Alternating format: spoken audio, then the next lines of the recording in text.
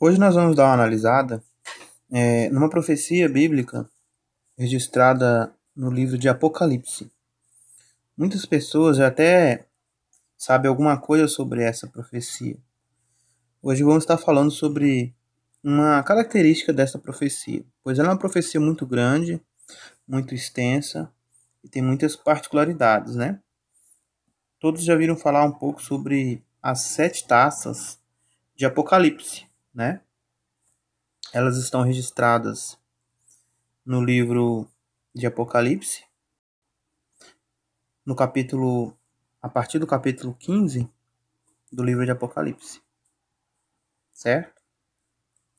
Ficam registrados nesse capítulo e vão até o capítulo 19 de Apocalipse, os acontecimentos dessas taças, ok? Então hoje nós vamos dar uma analisada. Tem um erro aqui, peraí. 5, 6 e 7. Vamos dar uma pensada, né? Nessas duas últimas taças, ok? Essas outras 5 primeiras vamos deixar para uma outra ocasião. Vamos apenas pensar na sexta e na sétima taça, que eu vou começar abrindo a Bíblia, né? Vamos usar aqui a Bíblia, Tradução do Novo Mundo, de 86, ok? E vamos usar aqui também uma versão com os códigos Strong, como sempre, para poder ver o significado. Fica aqui, ó, dicionário Strong dessa coluna aqui. Sempre mostra o significado das palavras. Vamos iniciar o estudo com a leitura do capítulo 15, verso 1 de Apocalipse.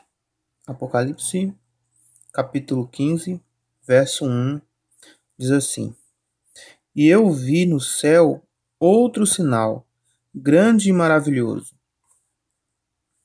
7 anjos com 7 pragas. Estas são as últimas, porque por meio delas é levado a término a ira de Deus.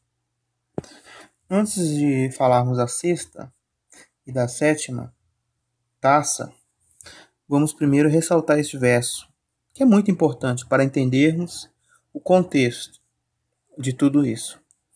Vale lembrar que essas taças que são derramadas no mundo, elas começam depois de se tocar 7 trombetas.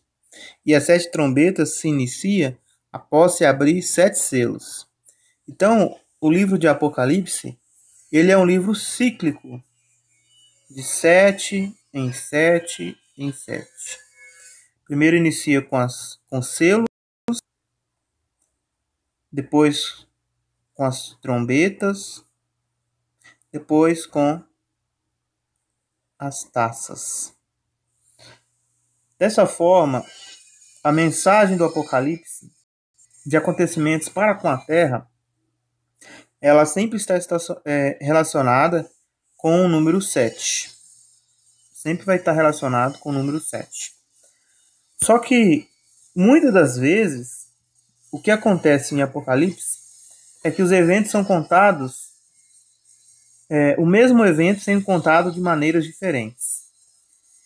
Isso é perceptível a um leitor que se preocupa com a profecia da Bíblia.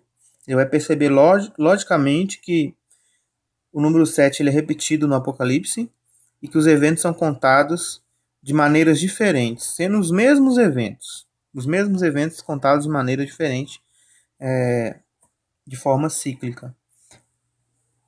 Bom, aqui no capítulo 15, verso 1, mencionou algo muito importante para nós.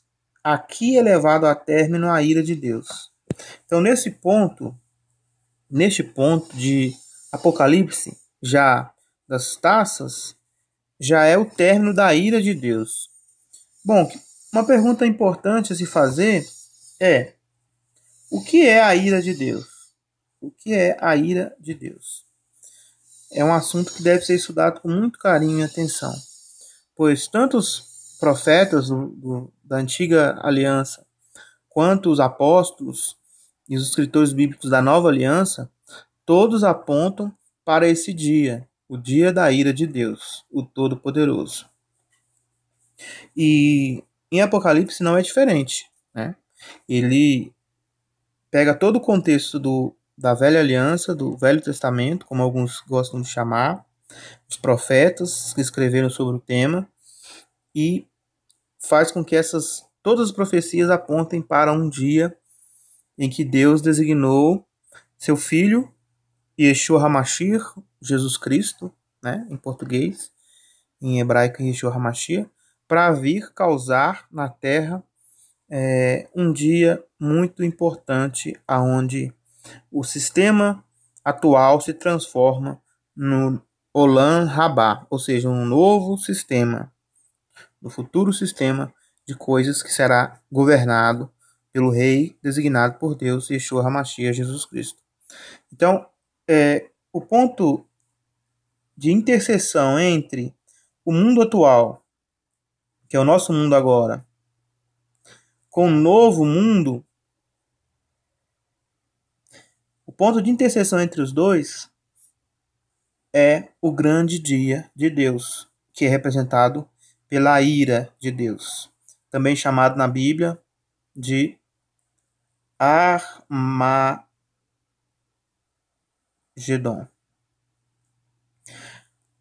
Talvez você se pergunte, não tenho interesse de aprender sobre essas taças, sobre essas profecias, mas realmente é algo que cada um de nós, como cristãos, deve procurar aprender. Por quê? Porque essas profecias são vitais para nossas vidas. Porque são coisas que irão acontecer. Você queira ou você não queira, essas coisas irão acontecer. Uma hora, esses eventos vão acontecer. Então, a sétima taça que é derramada na humanidade é a que leva a término toda a ira de Deus e esse sistema desmorona por completo. Bom, interessante que, como foi já dito, 7 anjos foram escolhidos por Deus para trazer essas pragas para o mundo. Mas a gente fala pragas, né? Como está escrito aqui, 7 pragas. A gente fala pragas do ponto de vista do ser humano que está afastado de Deus. Porque do ponto de vista dos que esperam pelo reino, são 7 boas notícias. Embora tragam muitas coisas ruins para a humanidade no modo geral, são 7 boas notícias para os que esperam o reino de Deus. À medida que essas coisas vão acontecendo na humanidade, está mais próximo do fim de tudo que é ruim. E vai começar a nova era do nosso rei Mashiach. Vamos agora, que já analisamos o contexto aqui, ir direto para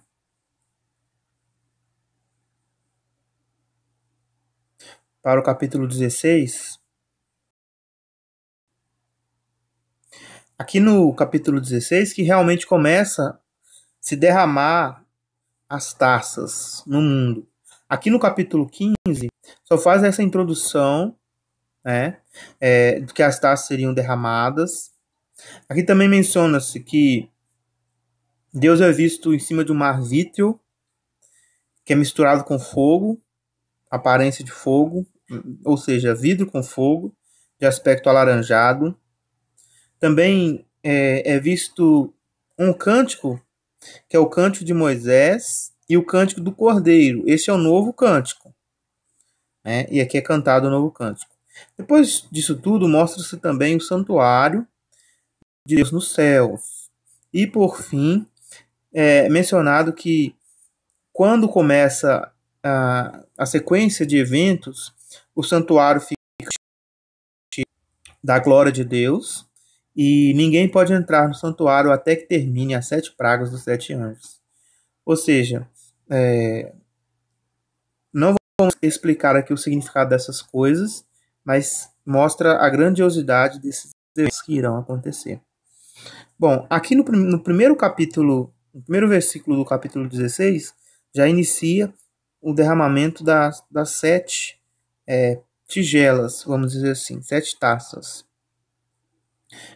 Vamos, só antes de começar a falar sobre a sexta e a sétima, vamos primeiro dar uma analisada aqui sobre essa palavra.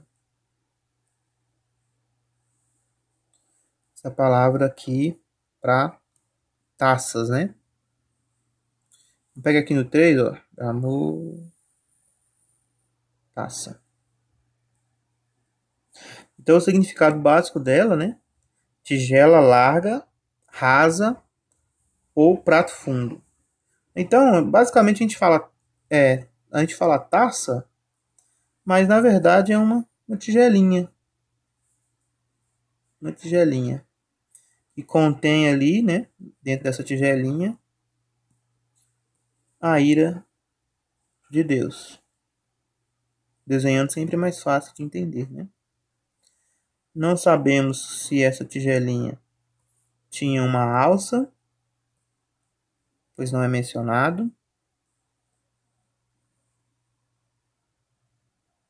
né? Que é o que a gente entende hoje. Mas talvez no tempo bíblico era só essa parte aqui, ó, de cima.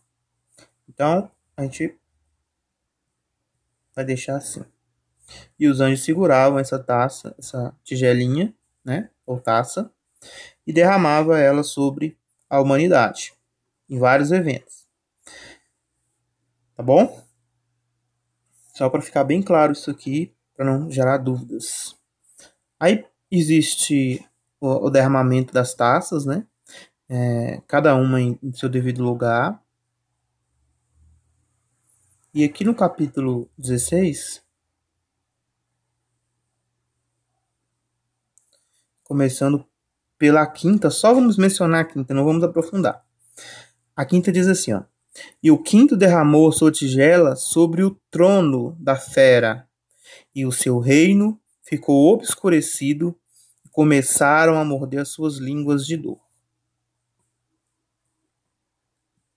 Antes de todos esses eventos ocorrerem, os finais da ira de Deus, o trono da fera, que no Apocalipse 13 detalha, no capítulo 13 de Apocalipse detalha o que é o trono, o que é a fera, o que ela representa, né? Nós não vamos entrar em detalhe nesse vídeo. Então, ele deverá ficar obscurecido, né? Qual o sentido disso? Não sabemos exatamente ainda. Vamos ter que esperar para ver. Mas os governos humanos, né, principalmente essa fera terrível que estará perseguindo os cristãos no mundo, o seu governo vai ficar tão obscurecido, mas tão obscurecido, que nós talvez não vamos conseguir entender tamanha maldade que essas pessoas, esses governos estarão causando à humanidade. Mas o que sabemos é que o resultado disso, desse obscurecimento desse governo maligno, é que as pessoas vão morder suas línguas. Porque vai causar muita dor à humanidade esses eventos que vai acontecer no mundo. Mas mesmo assim, essas pessoas não vão se arrepender de seus pecados, de suas ações contra a lei, né? E ainda vão blasfemar a Deus. Agora sim, vamos entrar propriamente no nosso estudo, aonde nós vamos falar sobre coisas muito profundas, que é importante estar com a mente bem aberta, né? E o coração bem aberto para poder entender. E antes, né, cada um pode orar, né, a Deus pedindo a instrução do Espírito Santo. Aqui no verso 12, passa a dizer assim: E o sexto derramou sua tigela sobre o rio Eufrates, e a sua água se secou para se preparasse o caminho para os reis do nascente do sol. Primeira coisa para entender o que o Apocalipse está falando, a gente precisa aceitar que as localizações que a Bíblia fala, ela precisa ter relevância na profecia bíblica, pois senão ela não tocaria nem no assunto dos locais. Então, muitas pessoas, por não entender às vezes a linguagem do Apocalipse, ela pega isso aqui, olha, Rio Eufrates. E o que ela faz? Ela espiritualiza. Ela não coloca como sendo o rio Eufrates, né? Não, isso não deve ser o rio Eufrates de verdade. Isso deve ser uma outra coisa, né? Aí espiritualiza e coloca um sentido que o texto não está trazendo. Se a Bíblia está falando que o anjo derramou sua tigela sobre o rio Eufrates, tudo bem, pode ser que ele não derrame exatamente no rio Eufrates, mas ele está dizendo que esse fato vai acontecer naquela região. Entendeu? E por que aquela região? Porque existem coisas importantes na Bíblia que é falado com relação àquela região. Né? Para entender um pouco isso, vou fechar aqui e vou entrar aqui, ó, Google Earth. Vamos ver se está tudo certo com o Google Earth. Virou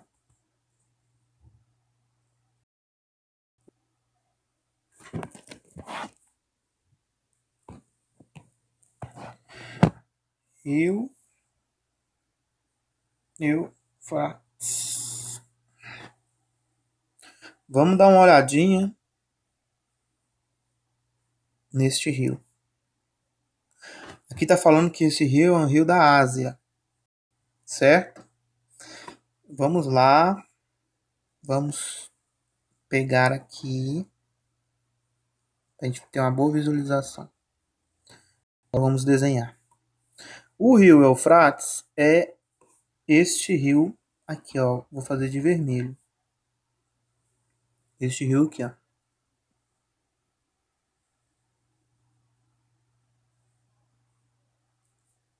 Certo? O que tem importante nesta região aqui? O que existe de importante nessa região? Isso aqui, ó. A terra prometida para Abraão. A terra prometida para Abraão. Devemos lembrar que Apocalipse, embora seja um livro que todos nós, cristãos, né, ocidentais, nós lemos, né, Apocalipse e aplicamos a nós a grande maioria das coisas que vai acontecer, devemos lembrar que este livro é feito por um judeu chamado Yohanan, João, discípulo de Jesus, de Yeshua HaMashiach, e que grande parte das coisas descritas neste livro tem aplicação primária a Israel. Aí talvez você diga, mas Israel não é mais a nação de Deus. Né? Israel não é mais a nação de Deus. Será? Né? Então, eu já fiz alguns vídeos explicando como que ainda Israel ele se comporta dentro das profecias bíblicas. A grande parte do problema das interpretações ocorre porque as pessoas estão descartando Israel das profecias bíblicas. Isso é um problema sério, porque se tirarmos Israel das profecias bíblicas futuras, possivelmente não vamos entender a linguagem do Apocalipse, pois o Apocalipse está falando de Israel. Voltando aqui, a linha de raciocínio, o que esse rio aqui faz? Esse rio, de certa forma, circunda toda essa região aqui, né, da Terra Prometida, do norte, vou colocar de verdinho, norte, né, e do leste. O leste é o quê? O nascente do sol. O que que tem aqui no leste? Aqui no norte tem a Turquia e para cima tem Rússia e outros países. E aqui no leste tem Irã. E aí você vai ter também China. Irã, China, na região leste. Ok? Na região sul, os árabes. Os árabes. Toda a região sul, praticamente, tudo árabe. E nessa região também aqui, circuncidado. Israel está circuncidado em todos os cantos por árabes. Isso é um outro estudo que vamos fazer sobre as feras do Apocalipse, que vai nos ajudar a entender melhor isso. Por enquanto, o que nos interessa saber é que a Bíblia está falando, em Apocalipse capítulo 16, que de certa forma esse rio vai precisar de secar para a entrada dos reis do nascente do sol. Basicamente isso. A linguagem aqui, para todo judeu que lê a Bíblia do Velho Testamento e que bate o olho nessa passagem e lê, ele vai lembrar, e qualquer estudioso bíblico, ele vai lembrar de Babilônia, quando o exército, né, exatamente da Média e Pérsia, que hoje representa Irã, eles entraram em Babilônia como?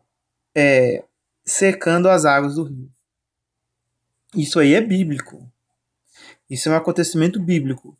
É uma forma da Bíblia se expressar para indicar que a cidade vai ser atacada. Ok? Quando Babilônia ela foi destruída, assim, né? Ou conquistada pelo Irã, pela Pérsia, pelos Medo e Persas, a primeira coisa que eles fizeram foi cercar o grande rio.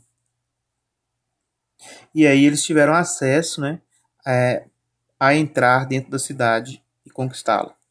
Então a mensagem que Apocalipse está trazendo para nós é que no tempo do fim, quando a tigela, a sexta tigela for lançada na terra, ela será lançada no rio Eufrates para fazer com que o rio seque e para que o exército dos reis, né, do nascente do sol, do leste, vamos dizer assim, que pode ser várias outras coisas também que nós não podemos detalhar com tanta precisão assim agora,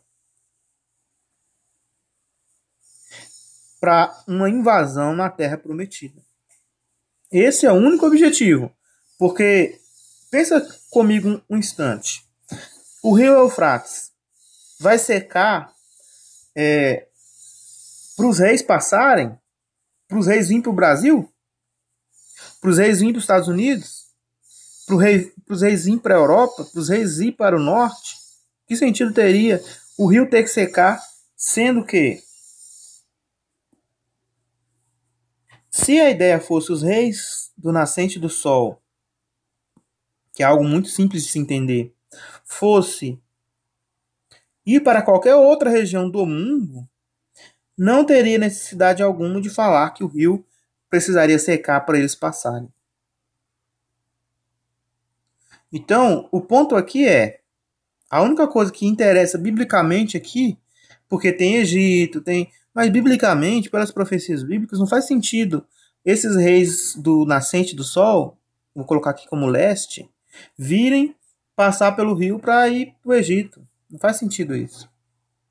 Biblicamente não tem sentido algum. Biblicamente só tem sentido, pelos profetas, o evento que está descrito nas próximas explicações do Apocalipse que nós vamos ler agora. Por isso que o rio tem que secar, porque haverá exércitos vindo dos reis do leste para atacar Jerusalém. Ok? Vamos voltar lá para o nosso estudo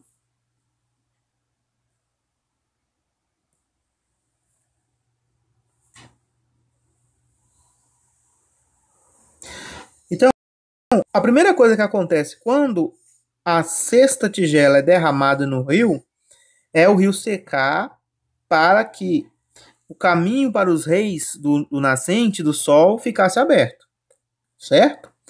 Só que a profecia não termina por aí. Ela ainda tem outros eventos. Talvez você nunca conseguiu relacionar na sua cabeça a abertura do rio Eufrates com os eventos a seguir. E agora você vai entender o motivo disso. Que diz assim: e eu vi três impuras expressões inspiradas, semelhantes a rã, sair da boca do dragão, da boca da fera e da boca do falso profeta. Eu não vou aqui agora explicar os três elementos.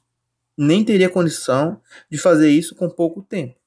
Mas, resumindo, eu posso dizer que dois desses personagens são bem conhecidos.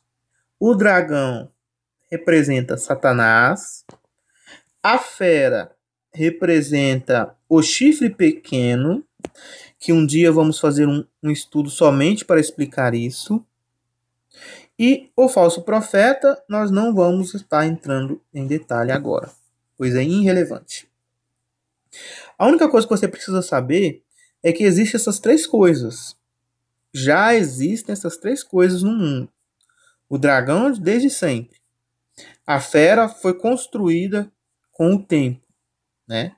Ela é descrita lá no capítulo 2 de Daniel como uma grande estátua, que tem cabeça de ouro, e aí vai até os seus pés. E o falso profeta não vamos entrar em detalhe agora. Mas o importante é saber que haverá três impuras expressões inspiradas que se assemelham a rã. E isso nos leva,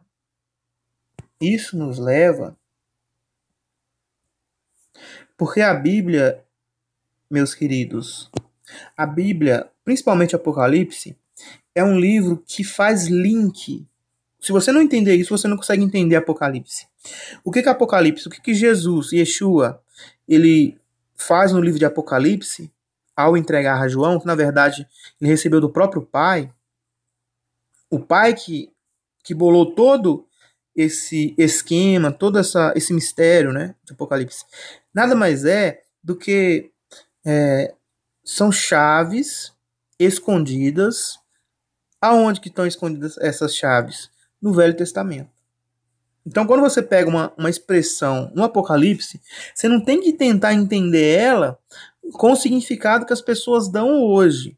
Você tem que entender ela com o significado que as pessoas davam no Velho Testamento.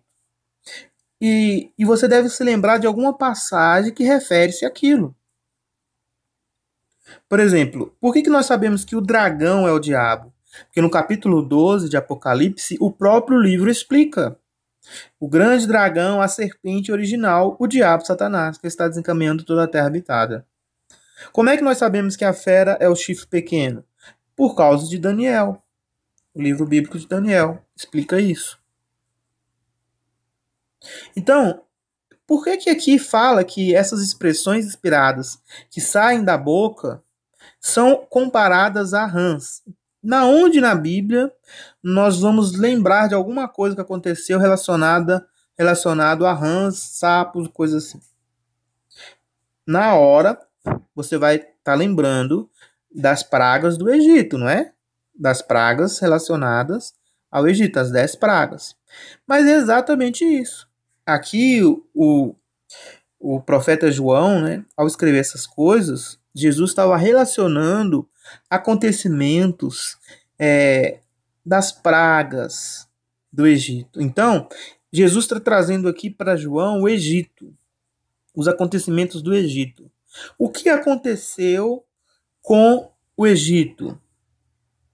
Quem tem memória boa e estuda a Bíblia sabe que essa foi uma das 10 pragas que fez com que o povo se libertasse daquele sistema opressor de Faraó do Egito.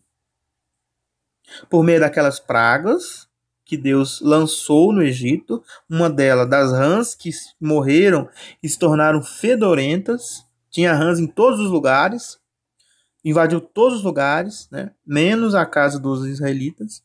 Então, quando aquelas rãs morreram, eles amontoaram aquelas rãs e aquilo se tornou fedorento. Né? A capacidade de Deus de atingir aquela nação com aquela praga mortífera e depois humilhar, né, aquela praga, humilhar aquela nação, porque a rã era um deus egípcio. Então, quando Deus ele usa a praga do Egito da rã, ele não somente dá um aviso, mas ele também humilha aqueles deuses. Então, nesse texto de Apocalipse, a menção de rãs nos faz lembrar desses acontecimentos do Egito, quando Deus humilhou o sistema egípcio. E na Bíblia, não vamos ler agora, porque não faz parte do nosso estudo, só vou mencionar a correlação. Na Bíblia, o Egito, né, comparado com o mundo atual, e o faraó é comparado ao dragão. Né? No livro bíblico de Jó, faz essa correlação entre faraó e o dragão. Então, é como se nós estivéssemos vivendo de novo num grande Egito, onde temos o faraó, Satanás, o diabo, governando o mundo e Deus lançando pragas no mundo para humilhar aquele sistema e tirar seu povo daquele país complicado, daquele sistema complicado. Por isso que aqui está usando pragas, só que em vez de 10, está usando 7, porque Apocalipse ele conversa conosco, né, por meio de ciclos de 7. Então, em vez de falar 10 pragas, ele fala 7 pragas, e as 7 pragas relacionando com tudo que já aconteceu no passado para fazer com que o povo entendesse o futuro. E é exatamente isso que está acontecendo. Né? Então, lembra-se que essas rãs saem não só da boca de Satanás, mas também sai da boca do dragão e do falso profeta. Satanás é o cabeça de toda essa corja de falso profeta, dragão. Que isso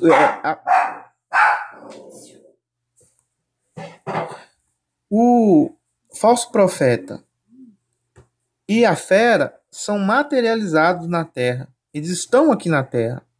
Nós vamos vê-los. São governos, são autoridades, são instituições que servem aos desígnios de Satanás. Satanás talvez a gente não vai ver, né? Então, resumindo, o que está querendo dizer aqui? Que haverá uma propaganda mal cheirosa que vai ter um objetivo. Qual que é o objetivo dessa propaganda? O versículo 14 explica. São, de fato, expressões inspiradas por demônios. Então, essas expressões não são expressões vindas de Deus. Embora o julgamento da taça ela parte do Pai, de Deus, os acontecimentos a seguir, eles não são provindos de Deus, mas os demônios executam. Eles inspiram as pessoas do mundo e realizam grandes sinais. Então haveremos de ver no futuro grandes sinais vindo da parte da fera e do falso profeta. O capítulo 3 de Apocalipse menciona isso. Fala que o falso profeta faz grandes sinais à vista da humanidade e faz até fogo cair do céu. Então é a mesma referência. E qual que é o objetivo disso? Enganar a humanidade, enganar as pessoas. Para elas adorar o quê? A fera. A fera haveria de ser adorada. Lembrando que a fera é a materialização do próprio Satanás, o diabo. Como no passado no Egito, que existia o faraó, vamos colocar o faraó aqui, né, como essa fera, né? E havia ali os sacerdotes que enaltecia a presença do faraó e faraó prestava serviço a um deus, né? Aqui também nós estamos no mesmo ciclo dos egípcios. Existia o faraó, existia os profetas de faraó, os sacerdotes, e existiam os deuses de faraó. Então esse ciclo de delta se repete de novo aqui em Apocalipse nessa linguagem, sendo o deus Satanás, o falso profeta, no caso aqui o sacerdote, e a fera, a própria manifestação de Faraó na terra. Esta é uma mensagem de Deus contra o sistema de coisas, que é exatamente comparado com Egito. Tem uma passagem no próprio livro de Apocalipse que fala que, no capítulo 11, falam sobre as duas testemunhas, falando que elas iriam morrer e tal, né? E fala assim que elas seriam mortas na grande cidade, em que em sentido espiritual representa Sodoma e Egito. Egito, por tudo aquilo que os israelitas viveram no Egito, com a idolatria, com o poder, a arrogância de Faraó, a perseguição de Faraó ao povo de Deus, né? E Sodoma e Gomorra pela questão da imoralidade sexual. Então, o Egito é retratado aqui de novo em Apocalipse, né? Porque lá no capítulo 11 fala, agora está voltando de novo no capítulo 16, citando o Egito aqui de forma muito nivelada, né? É difícil você conseguir entender isso, mas o link aqui para nós é as rãs. As rãs é o link para o Egito, né? Por causa das pragas do Egito. E aí, quando a gente entende isso, a gente consegue entender o significado da profecia. Então, qual era o objetivo dessas rãs que saíam das bocas dos demônios, né? Que eram que inspirou, né? O falso profeta e a fera. Aí o versículo 14. E vão aos reis de toda a terra habitada. Então o objetivo é ir aos reis de toda a terra habitada, a fim de ajuntá-los. Olha o objetivo aqui, ó, ajuntar os reis para a guerra do grande dia de Deus, o Todo-Poderoso. Então, o Armagedon acontece, no versículo 16, chama esse dia de Armagedon. Nós lemos aqui, ó, e ajuntaram no lugar em hebraico, chama-se Armagedon. Se nós formos pensar um pouco sobre os eventos que acontecem aqui nesse capítulo, nos mostra algo muito importante. Os demônios ajuntam as nações da terra para guerrear com Deus. E no versículo anterior que nós lemos, mostra a necessidade do rio Eufrates ser secado para que os reis tenham acesso à terra de Israel.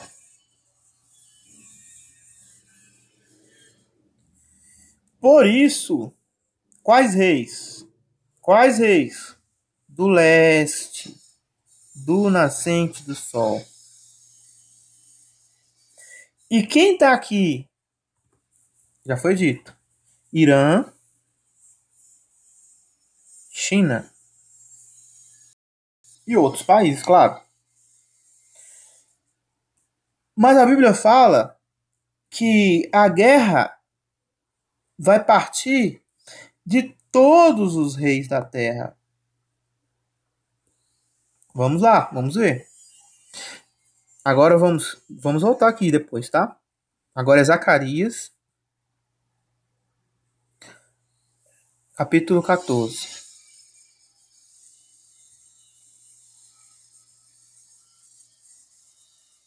Aqui no capítulo 14, diz assim, verso 2. E hei de ajuntar todas as nações contra Jerusalém. Todas as nações contra Jerusalém, a cidade será realmente capturada e as casas rapinadas. E as próprias mulheres serão violentadas, e metade da cidade terá de ir para o exílio, mas quanto aos que sobrarem do povo, não serão decepados da cidade. Então, não só neste verso, mas em outros versos, a Bíblia ela faz menção disto aqui. Eis que faço de Jerusalém uma taça. Naquele dia terá de acontecer que farei de Jerusalém uma pedra pesada. Olha a referência, Apocalipse 16:14. São de fato expressões inspiradas, realizam sinais e vão aos reis de toda a terra habitada, a fim de juntá-los para a guerra do grande dia de Deus Todo-Poderoso. Por que será que relacionou o livro de Apocalipse capítulo 16, verso 14, o que nós estamos lendo agora, com este evento que está mencionado em em Zacarias? Por que será que eles relacionaram isso? Por que será que alguém relacionou isso, né? Bom, tem muito sentido. Muito sentido. Muito sentido.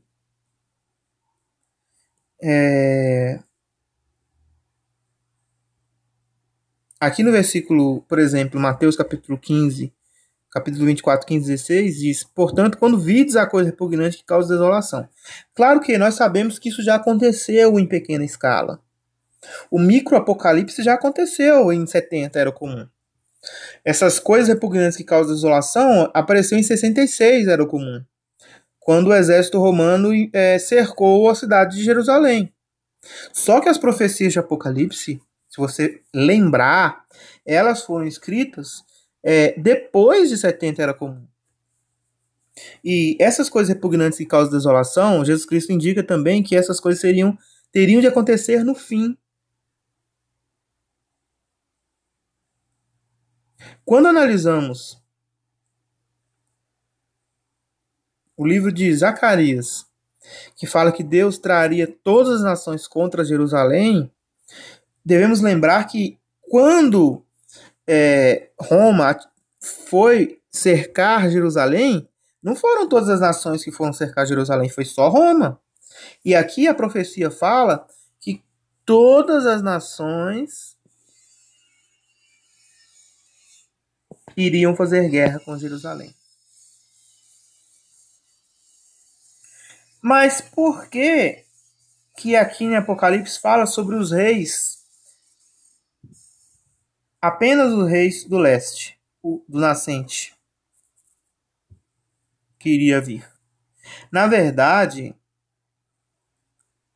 ele não está falando que é só os reis do sol, do leste, do nascente do sol que viria. Aqui está mencionando, talvez, o cabeça. Quem vai cabecear o ataque contra Jerusalém. Porque em outras profecias bíblicas, nós entendemos, né, pela Bíblia, que haverá um roche, um cabeça, que também é chamado de antimachia na Bíblia, em várias ocasiões, que vai fazer com que as nações se voltem contra o povo de Deus. Né? Ah, mas Israel não é povo de Deus. Bom, isso aí a gente precisa estudar a fundo para entender melhor. A gente não pode apenas descartar essa possibilidade sem entender biblicamente o que a Bíblia fala sobre isso. Vamos continuar aqui. Então, biblicamente é provado que esse texto refere-se ao futuro. Ah, mas esse texto já se cumpriu. Alguém pode dizer, esse texto já se cumpriu. É mesmo? Já se cumpriu? Então vamos lá, vamos ver se já se cumpriu. Vamos lá. E naquele dia terá de acontecer que não se mostrará haver nenhuma luz preciosa. As coisas ficarão solidificadas. E terá de tornar-se um dia conhecido como o que pertence a Jeová. Não será um dia, nem será noite. E terá de suceder que, ao tempo da noitinha, ficará claro. Naqueles dias terá de acontecer que sairão de Jerusalém águas vivas. Bom, vamos continuar. Vamos continuar. E este mostrará ser o flagelo que Jeová flagelará todos os povos que realmente prestarem serviço militar contra Jerusalém. Haverá apodrecimento da carne enquanto a pessoa estiver de pé, e os próprios olhos da pessoa apodrecerão nas suas órbitas, e a própria língua apodrecerá na boca da pessoa. Aí eu te pergunto, quando que aconteceu isso? Porque 70 não foi. Então falar que a profecia está referindo-se a algo já acontecido é tolice, é não entender contexto. Tolice, porque a Bíblia está falando de um só evento no capítulo 14. Como que eu sei disso? Além disso, olha aqui.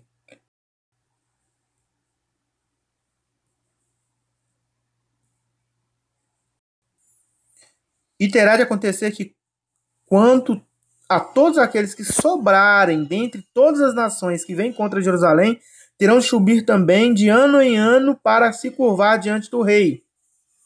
Yeshua HaMashiach, né? Representando Jeová dos Exércitos. Jeová dos Exércitos. E para celebrar as festividades das barracas. O que é a festividade da barraca na Nova Aliança? Apocalipse capítulo 21.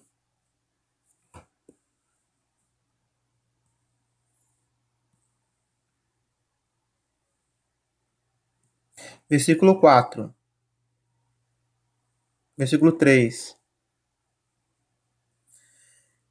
Com isso ouvi uma voz alta do trono dizer: Eis que a tenda, barraca, tabernáculo de Deus está com a humanidade. E ele residirá quem? Jesus, não Deus. E ele residirá com eles e eles serão seus povos. O próprio Deus estará com eles. Emanuel, Deus está conosco. Jesus estando com a humanidade no milênio. Então, Apocalipse e Zacarias estão falando a mesma coisa. Essa versão aqui, ela não é muito boa para entender essa passagem que eu quero explicar. Vou pegar aqui a Viva, que ela fica um pouquinho mais clara.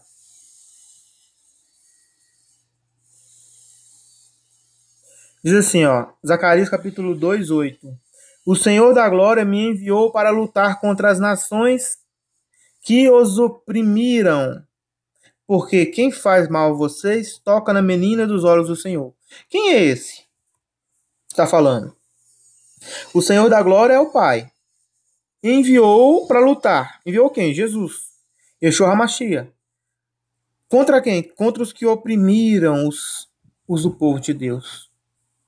E aí fala, eu esmagarei essas nações com as minhas próprias mãos. Quando? No Armagedon. E os que são escravos serão os seus senhores. Ou seja, os escravos somos nós hoje. Os que sofrem por causa da palavra de Deus e do testemunho de Yeshua HaMashiach. Então, essas pessoas que são escravas hoje serão senhores na nova ordem, como Cristo mencionou. Quando isso acontecer, vocês saberão que foi o Senhor do universo que me enviou. Quando essas coisas acontecer, quem enviou Jesus foi Jeová. Yahuwah. Ele é vida, ele é tudo. Nosso Pai amoroso. YHWH. Então, cante de alegria que Jerusalém, porque venho viver entre o seu povo, diz Jesus. Yeshua HaMashiach, falando sobre isso em Zacarias capítulo 2, 9. E quando isso acontecer, muitas nações se converterão ao Senhor e passarão a ser também meu povo. Eu morarei junto com elas, com as nações, e então vocês saberão que foi o Senhor do universo que me enviou a vocês. Isso aqui é um vídeo de mais de 1 hora só para explicar isso. Que a grande maioria das pessoas não estão acostumadas com esse conceito. Né? Mas é um vídeo mais de 1 hora para explicar esse conceito de que o próprio Filho de Deus estará governando o mundo. Bom, mas o que importa aqui é que aqui no capítulo 2 e no capítulo 14 tá falando da mesma coisa.